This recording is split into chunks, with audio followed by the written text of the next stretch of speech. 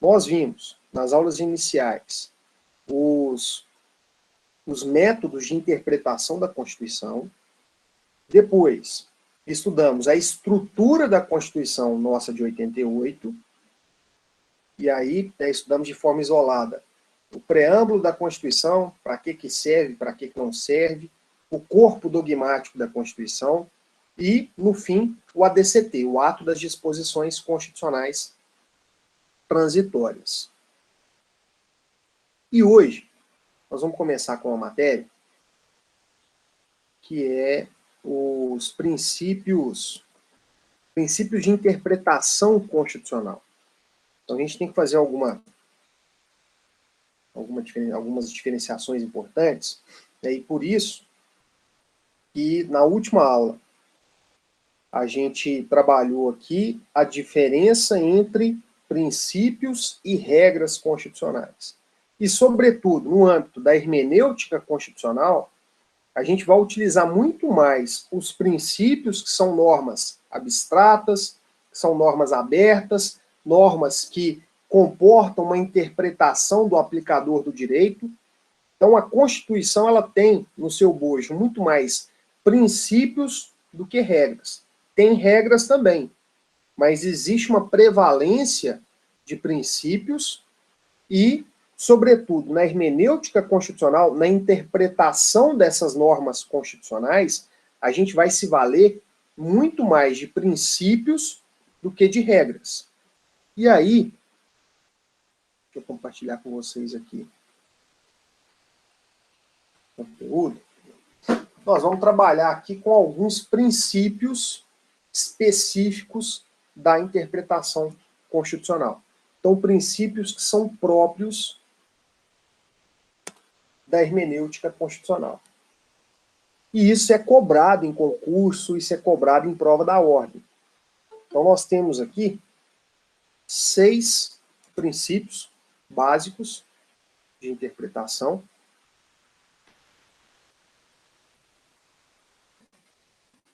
Compartilhando de novo, que está caindo aqui. Então, nós temos 6 princípios básicos de interpretação constitucional que têm uma proximidade muito grande. E a gente vai ver que a aplicação, o conceito de um princípio é muito próximo de um outro princípio. Então, esses 6 princípios são o princípio da unidade da Constituição, o princípio do efeito integrador, o princípio da concordância prática, o princípio da força normativa, o da máxima efetividade e o princípio da justeza. Então, são basicamente esses 6 princípios que nós vamos trabalhar aí dentro da hermenêutica constitucional. Primeiro ponto, nós precisamos fazer uma diferença que é importante entre o que são princípios de interpretação constitucional, também chamados de princípios instrumentais, daqueles princípios que são princípios materiais. Então, existe uma classificação diferente, né? E aí você vai me perguntar quais são os princípios de interpretação constitucional ou quais são os princípios instrumentais. São esses 6. Então, eu tenho aqui, ó, os principais princípios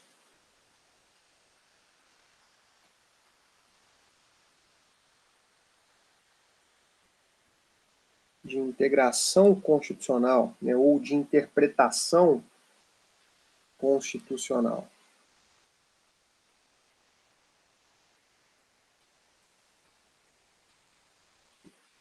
Então, quais são os princípios de integração constitucional e de interpretação constitucional? São esses aqui. O da unidade da Constituição, do efeito integrador, da concordância prática, da força normativa, da máxima efetividade e da justeza. E quais são os princípios materiais? Todos os outros. Todos os outros. Qualquer outro princípio que você me falar, constitucional, hein? Eu quero saber aqui de princípio constitucional, não quero saber de princípio que está lá no Código Tributário Nacional, de princípio que está lá no Código Penal, não quero saber disso não. Eu quero saber de princípio constitucional. A conversa aqui é lá em cima. Né? A conversa aqui não é lá embaixo, não. Então, olha, quais são os princípios de integração constitucional? São esses 6. E quais são os princípios constitucionais materiais? Todos os outros. Tá, me dá um exemplo de princípio material constitucional. Fácil toda a vida. Já ouviu falar em princípio da dignidade da pessoa humana? O princípio da dignidade da pessoa humana é um princípio de interpretação constitucional ou ele é um princípio material? Ele é um princípio material. Já ouviu falar num tal de princípio da igualdade, princípio da isonomia? Ele é um princípio de interpretação constitucional ou ele é um princípio material? Ele é material. Então, qualquer outro princípio que você me falar que não esteja dentro dos 6 princípios de interpretação constitucional será classificado como princípio material. Aí nós precisamos saber qual que é o critério utilizado para classificar um princípio como sendo de interpretação constitucional e como sendo princípio material. Nós precisamos entender o critério. Né? Não basta simplesmente, eu vou decorar os 6 princípios de interpretação constitucional e qualquer outro que aparecer vai ser material. Não basta isso. Você tem que entender o critério utilizado para separar em 2 categorias de princípios. Vamos lá entender qual que é esse critério. O critério é o seguinte.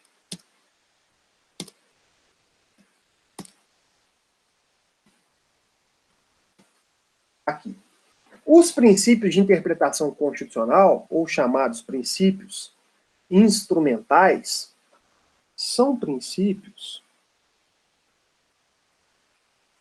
utilizados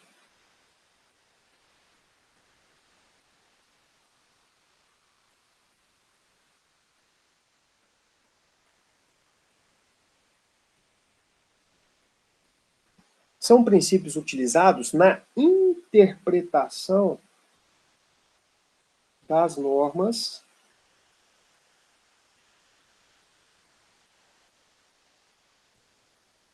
constitucionais. Aí eles têm uma característica própria, que é o critério utilizado para diferenciar essas 2 categorias de princípios. Não possuem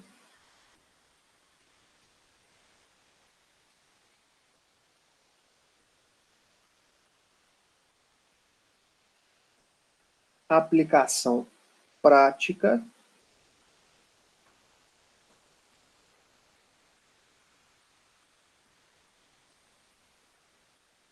por si sós. O que é isso?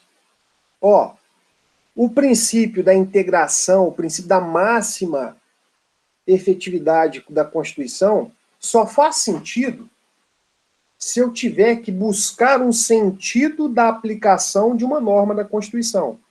Ou seja, eu só vou utilizar esses princípios de interpretação constitucional como um parâmetro, como algo que vai me ajudar a resolver um problema do mundo real, a resolver um caso prático. Né? Por exemplo, um caso prático que nós vamos trabalhar daqui a pouco. Existe o direito à liberdade de locomoção, existe o direito de ir e vir, existe o direito de liberdade de manifestação do pensamento. São 2 direitos fundamentais, estão previstos na Constituição. Eu tenho o direito de me locomover no território nacional em tempo de paz, da forma que eu quiser, eu posso ir e voltar para onde eu quiser, dentro do território nacional, e também eu tenho o direito de me manifestar.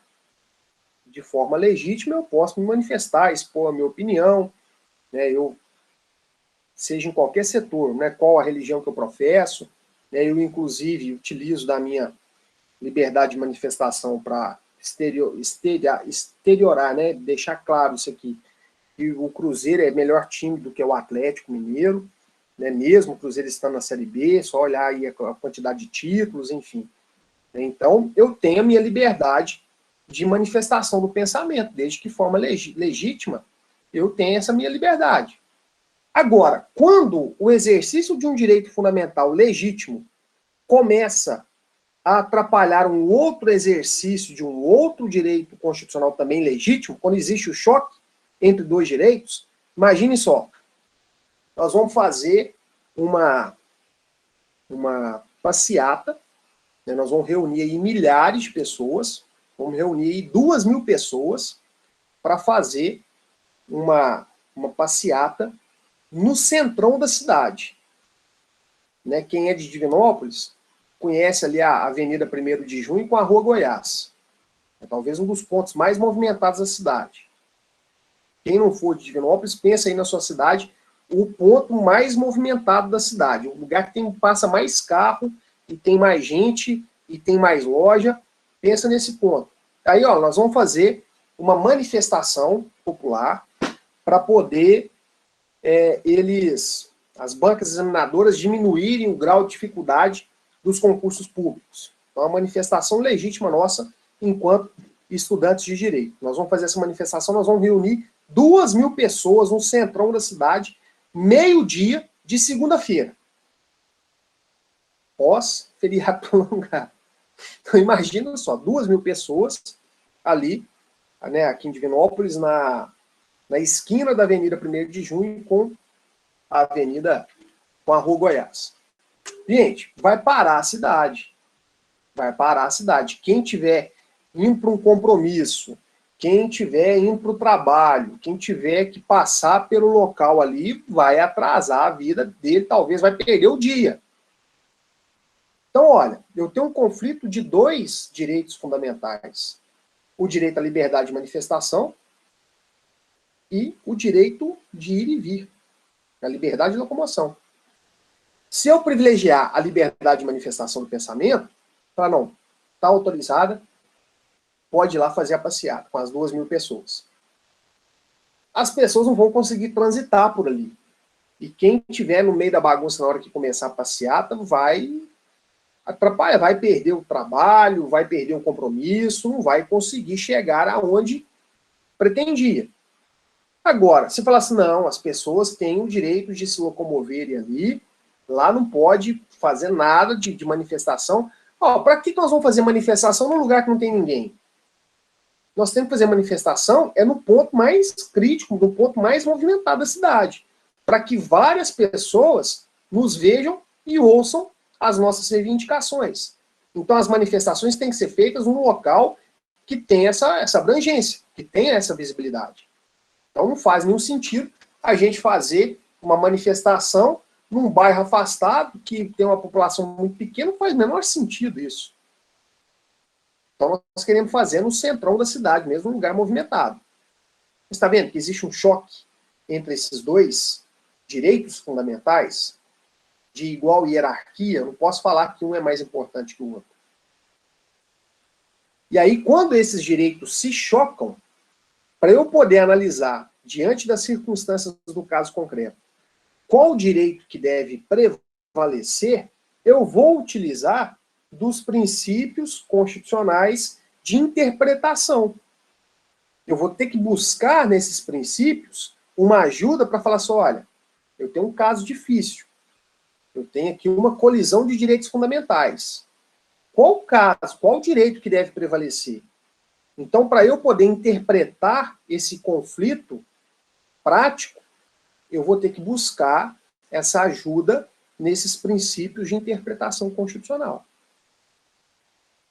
Agora, quando eu falo, olha, aplicação do princípio da igualdade contra o princípio da dignidade humana, ou aplicação do princípio da igualdade contra o princípio da proporcionalidade, né? São os princípios que estão, no caso concreto, que estão ali no conflito.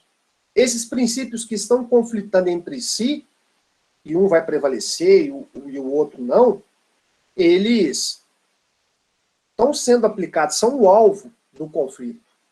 Então, esses são chamados princípios materiais.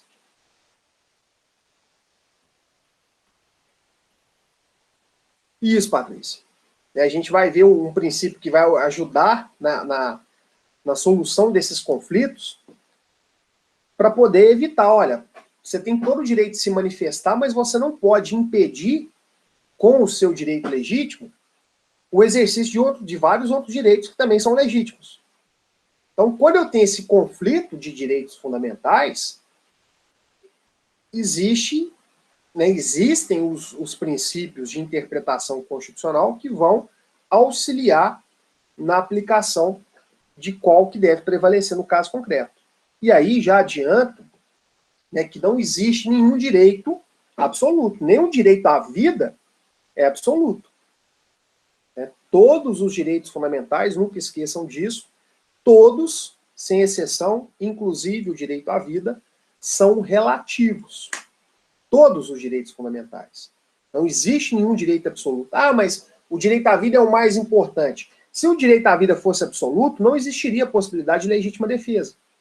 Se o sujeito me para no sinal para roubar o meu carro, me aponta a arma, se eu estou armado, eu posso contra-atacar, eu posso atentar contra a vida dele, matá-lo, que eu não responderei por nenhum crime, porque eu agi em legítima defesa. Então houve ali um conflito entre direitos fundamentais, vida contra vida. E aí qual prevaleceu? A minha vida, que foi atacada injustamente pela a conduta do bandido que tentou me assaltar. Então não existe nenhum direito fundamental absoluto. Todos, sem exceção, todos os direitos fundamentais são relativos. E aí, no conflito entre esses dois direitos, ou até mais direitos fundamentais, quando eles se chocam, e você vai ter que optar por um em detrimento do outro, quem vai nos ajudar serão os princípios constitucionais de interpretação. Um outro exemplo bom, que vira e mexe acontece, programas jornalísticos vão transmitir alguma reportagem, alguma matéria de um crime que foi praticado no passado. E aí, o autor do delito, já aconteceu várias vezes, o autor do delito ingressar com uma ação judicial e conseguir a suspensão da transmissão do programa. Teve um caso emblemático em que um ator da Rede Globo, né, o Guilherme Pádua, assassinou uma outra atriz, também da Rede Globo, filha da Glória Pérez. Ele assassinou ela, foi condenado criminalmente, confessou a autoria do delito, foi condenado criminalmente, cumpriu a pena. Hoje, já até passou pelo período de prova. Isso foi na década, eu acho que foi no início da década de 90. E hoje ele já passou, acho que, salvo engano, em 93, 94, que aconteceu o crime. Foi condenado, cumpriu a pena, já se reabilitou. O que é a reabilitação? Do dia em que ele termina de cumprir a pena, até 5 anos, ele é considerado reincidente.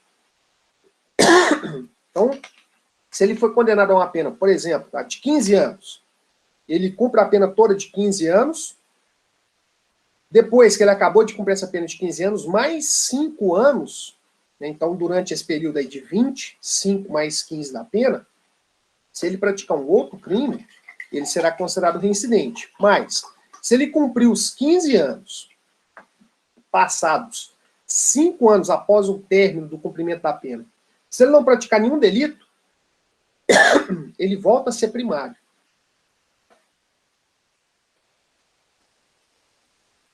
Ele restabelece a primariedade.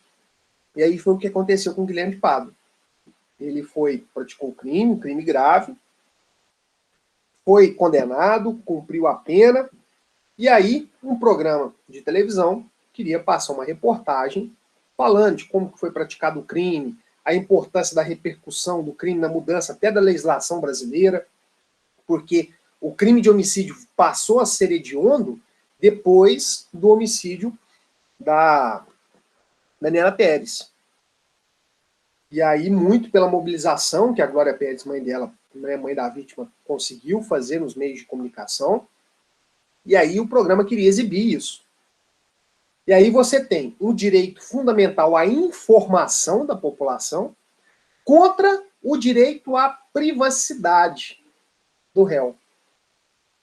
Existe um choque de direitos fundamentais.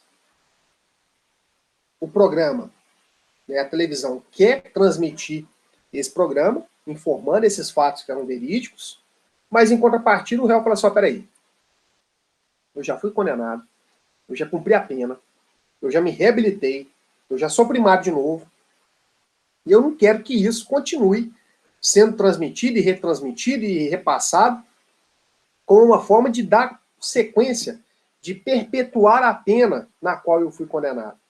Então, não quero que esse programa vá ao ar. Aí você tem um conflito entre o direito à informação contra o direito à privacidade do réu. E aí, como que eu faço para solucionar isso no caso concreto? Porque olha só, isso, Patrícia, é algo que está na moda agora, né, o direito ao esquecimento. Algo que, né, várias celebridades aí já invocaram esse direito. Não, me esquece. Né, o que eu fiz no passado fica no passado. Se eu já fui punido, se eu já fui sancionado por aquilo de errado que eu fiz, larga para lá. E olha, o que é interessante, você tem argumentos sólidos para os dois lados. Né? Imagine que você é o advogado da Rede Globo que quer entrar com mandado, quer impetrar um mandado de segurança, solicitando ao judiciário uma autorização para que esse programa vá ao ar. Você tem uma série de argumentos, você tem argumentos sólidos para convencer o juiz. Mas imagine também que você foi contratado ou contratada pelo Guilherme de Pádua falando assim, ó, doutora, o negócio é o seguinte, eu já cumpri a pena, eu já me reabilitei, hoje eu sou casado, eu tenho filhos, né, os meus filhos eu procuro evitar ao máximo que eles tomem conhecimento do que eu fiz no passado, que hoje eu já sou uma outra pessoa, eu já me ressocializei, eu aprendi muito com os erros do passado, e eu quero viver em paz hoje. Eu não quero que isso seja passado na televisão, dia após dia, e que meus filhos tenham acesso e que venham me perguntar. Eu tenho muita vergonha do meu passado. Me ajuda. Entra com mandado de segurança para evitar, para impedir que a TV tenha autorização para poder exibir esse programa. Tá vendo? Você tem argumentos sólidos para os dois lados. E aí imagine que um dia você está lá no seu gabinete, sossegado, tranquilo, e bate um processo desse em cima da sua mesa. Você juiz, você juíza. Chega um processo dessa natureza para você decidir. Como que você vai decidir? Então, para isso que existem os chamados princípios de interpretação constitucional. São princípios utilizados para a solução desses casos práticos chamados de hard cases, né, casos difíceis que envolvem a colisão de direitos fundamentais. Bom, e aí, o que são os princípios materiais? São os princípios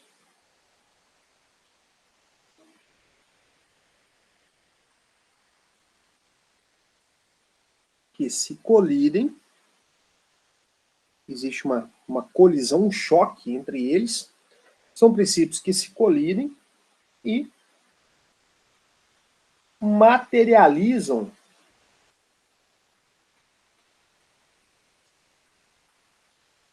direitos fundamentais.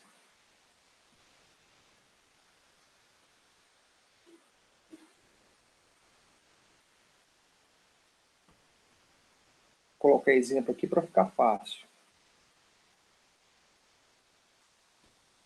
O princípio da igualdade.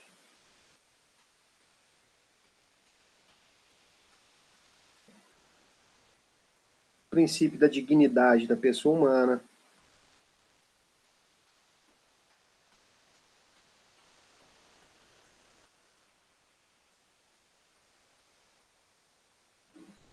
O princípio da publicidade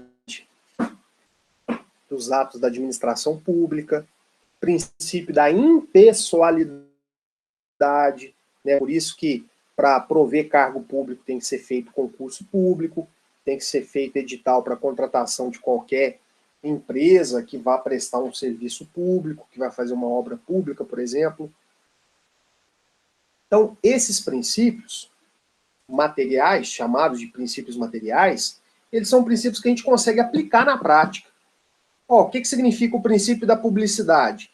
Significa o seguinte, qualquer contratação, por isso que existe o portal de transparência, por isso que você consegue entrar no portal de transparência e pegar lá o valor de quanto ganha o delegado da sua cidade, quanto ganha o prefeito, quanto ganha o vereador, né? São cargos públicos. Então, o princípio que informa a administração pública, é o princípio da publicidade. Então, você consegue pegar esse princípio e aplicar ele na prática. Pessoal, olha, o princípio da publicidade, então, quer dizer que as coisas públicas não podem ficar escondidas, os atos públicos não podem ficar escondidos. Eles têm que ser levados ao conhecimento de toda a sociedade.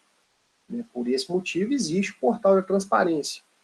Agora, quando você fala em princípio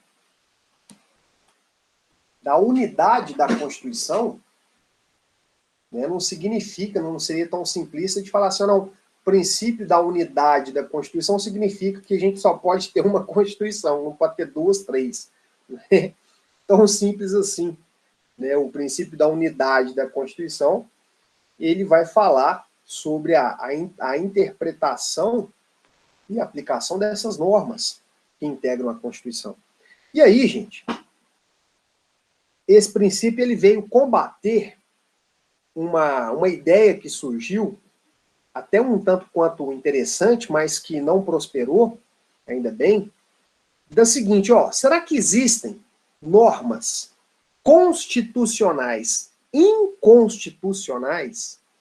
Será que existe algum artigo da Constituição que desrespeita algum outro artigo da própria Constituição?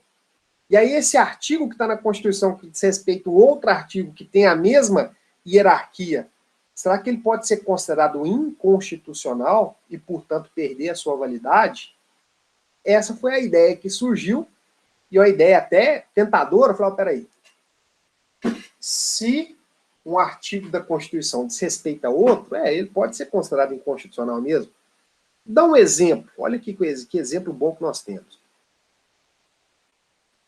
O artigo 14, parágrafo 4º da Constituição, ele fala que são inelegíveis e inalistáveis. Inelegível é o sujeito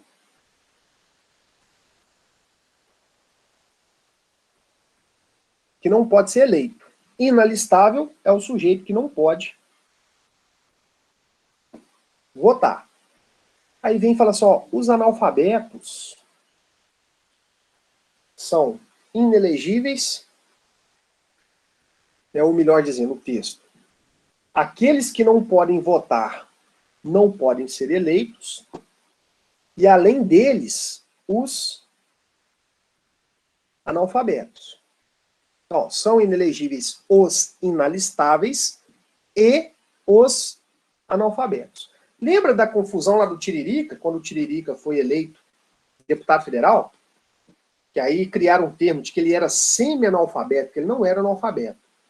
Criou-se essa polêmica, não, o Tiririca é analfabeto, se ele for analfabeto, ele não poderia tomar posse.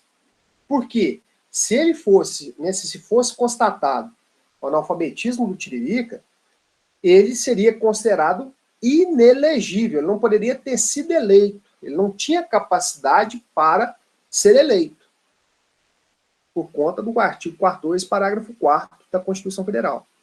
E aí, gente, começaram-se a questionar a constitucionalidade desse artigo 14, parágrafo 4º. Peraí, mas uma coisa tão importante, né, de representar a população, falar assim, o cara é analfabeto, mas né, ele tem lá suas opiniões, ele tem lá o seu jeito de se expressar, de expor as suas ideias. Então, essa vedação de impedir o analfabeto de se candidatar a qualquer tipo de cargo eletivo, isso aí não seria inconstitucional? Porque olha só, o que a Constituição fala no artigo 14, no mesmo artigo 14, aqui, o mesmo artigo 14 vai falar, a soberania popular será exercida pelo sufrágio universal e pelo voto direto e secreto, com valor igual para todos, e nos termos da lei, mediante plebiscito, referendo e iniciativa popular. peraí, se a soberania popular é exercida pelo sufrágio universal, aqui não está excluindo os analfabetos. Então, será que o artigo 14, parágrafo 4º, seria uma hipótese de norma constitucional ou inconstitucional, porque o 14, parágrafo 4º, desrespeita o 14 caput, quando ele fala que a soberania popular tem que ser exercida através do sufrágio universal? E aqui um outro exemplo. Ó. O artigo 5º, inciso 22, fala que o direito de propriedade é garantido. Ninguém vai te tomar sua propriedade, né? A não ser que seja através de um devido processo legal. Mas ninguém pode chegar e confiscar a sua propriedade. Só que na sequência, no inciso 23, a Constituição vem e fala assim, olha, a propriedade tem que atender a sua função social. Essa limitação à propriedade, né, de ter que cumprir a sua função social, não seria inconstitucional, não? Porque o 22 fala que o direito de propriedade vai ser garantido independentemente de qualquer coisa. Então, tá vendo? Foram questionamentos que começaram a surgir e com argumentos interessantes. Né? A ideia é muito sedutora, de falar assim, olha, existem normas inconstitucionais, ou melhor, existem normas constitucionais que desrespeitam a própria Constituição. Mas, com base no princípio da unidade da Constituição, um princípio de interpretação constitucional, o que restou estabelecido é o seguinte: não existem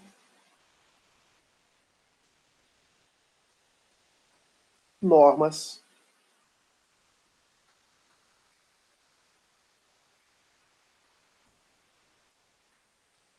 vou fazer uma ressalva aqui. Essa ressalva é importante. E aí a gente já caminha para o final da aula. Não existem normas originariamente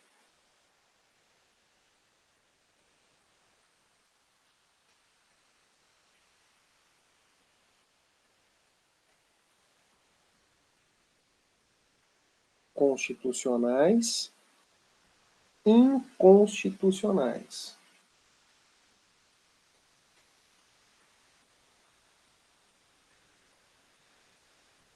O que é isso? O que é uma norma originariamente constitucional? Lembra que a Constituição nossa, ela foi promulgada no dia 5/10/1988. Tudo que está escrito lá na Constituição desde a sua origem, desde 5 de outubro de 88, é norma originariamente constitucional. Porque a nossa Constituição ela passou por diversas emendas, por diversas alterações. São mais de 100 emendas constitucionais. E aí, uma alteração que foi criada no ano de 2021, pode ser que essa emenda constitucional, que é uma norma constitucional, pode ser que ela seja inconstitucional. Porque é algo que está sendo criado depois da Constituição. E essa criação posterior pode ser que desrespeite aquilo que já estava lá desde o início. Mas as normas que nasceram com o mesmo status, elas não podem ser consideradas normas inconstitucionais. Então, o princípio da unidade da Constituição, ele vai trazer para nós uma premissa importantíssima, que é a seguinte: todas as normas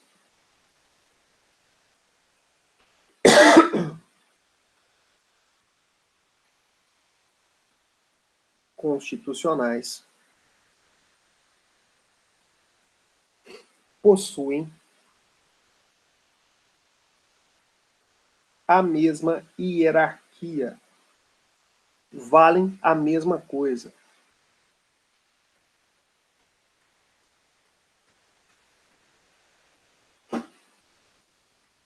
Então, essa é a premissa básica que estabelece o princípio da unidade da Constituição.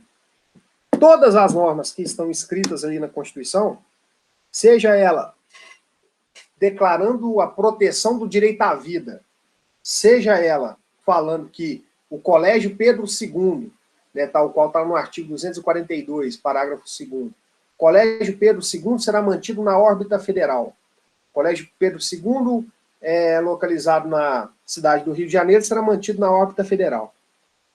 Por mais importante que seja o conteúdo da norma, por menos importante que seja, ambas valem a mesma coisa. Ambas possuem a mesma hierarquia. Porque nesse exemplo aqui,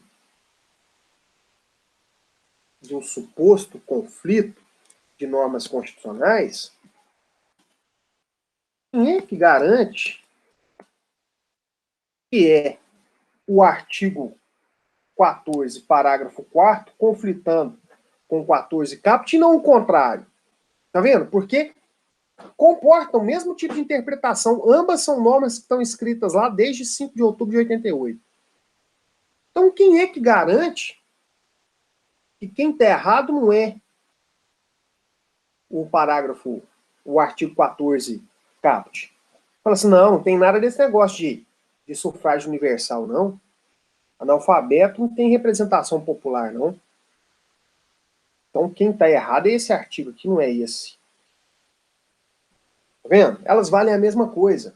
Então, a unidade, né, o nome do princípio unidade da Constituição é no seguinte sentido, ó, ambos têm que coexistir e ambos têm que produzir efeito. Esse não pode invalidar aquele e nem vice-versa. E vice-versa. Este aqui não pode invalidar o outro. Eles têm que coexistir. Eles valem a mesma coisa, a mesma hierarquia.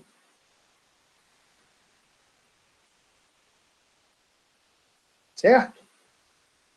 Então esse é o primeiro princípio de interpretação constitucional, o princípio da unidade da Constituição. Então não existe essa ideia de que uma norma originariamente constitucional pode ser considerada inconstitucional. Não, todas elas são constitucionais, todas elas têm a mesma hierarquia, portanto a mesma importância. Beleza? Ó, vamos parar por aqui. Vou fazer um corte aqui na nossa aula.